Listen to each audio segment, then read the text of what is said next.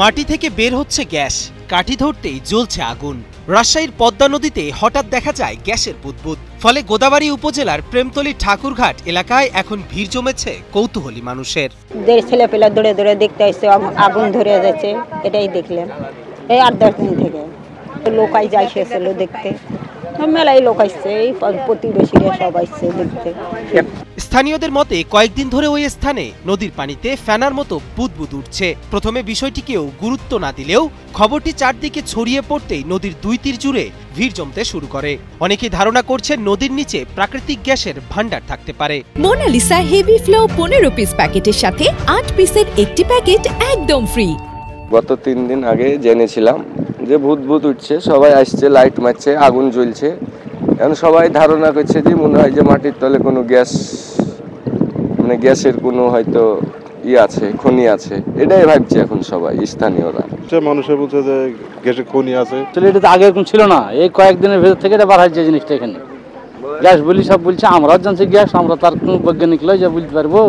এরই মধ্যে ঘটনাস্থলে উপস্থিত হয় Bangladesh petroleum exploration and production company লিমিটেডের ভূতাত্ত্বিক জরিপ দল। তারা নদীর দুই পারে পর্যবেক্ষণ চালিয়ে নমুনা সংগ্রহ করে। কয়েক ঘন্টার বিশ্লেষণ শেষে তারা প্রাথমিকভাবে গ্যাসের উপস্থিতির ইঙ্গিত পেয়েছেন বলে জানান। ঘটনাস্থল পরিদর্শন শেষে ভূতত্ত্ব বিভাগের কর্মকর্তারা জানান, পদ্মা নদীতে দেখা দেওয়া বুদবুদগুলোর সঙ্গে আগুন জ্বলতে দেখা গেছে। প্রাথমিক পরীক্ষায় সেখানে মিথেন গ্যাসের উপস্থিতি নিশ্চিত করা হয়েছে।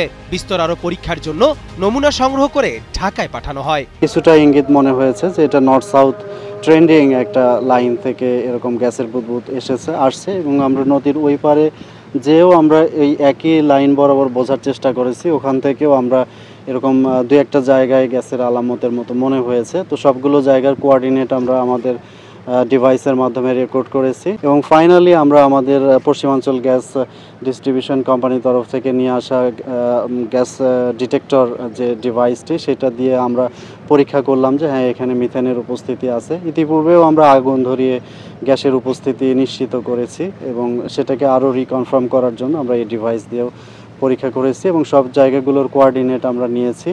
আমরা আমাদের ঢাকা অফিসের ল্যাবরেটরিতে এখান থেকে আমরা যে 3টি স্যাম্পল কালেকশন করেছি, 3 বোতল স্যাম্পল, এটা আমরা ল্যাবরেটরিতে পরীক্ষা করব। স্থানীয় প্রশাসন ও পরিবেশ বিশেষজ্ঞরা বলছেন এটি প্রাকৃতিক গ্যাসের সম্ভাব্য উৎস হতে পারে। তবে বিষয়টি নিশ্চিত হতে বাপেক্সের মূল ল্যাবে আরও পরীক্ষা নিরীক্ষা প্রয়োজন। পদ্মার বুকে রহস্যময় গ্যাসের সন্ধানে স্থানীয়দের আশা, এটি নতুন জ্বালানি সম্ভাবনার দিগন্ত খুলে দিতে পারে। নাইম হোসেনের পাঠানো তথ্যচিত্রে ডেস্ক রিপোর্ট, কালের কণ্ঠ।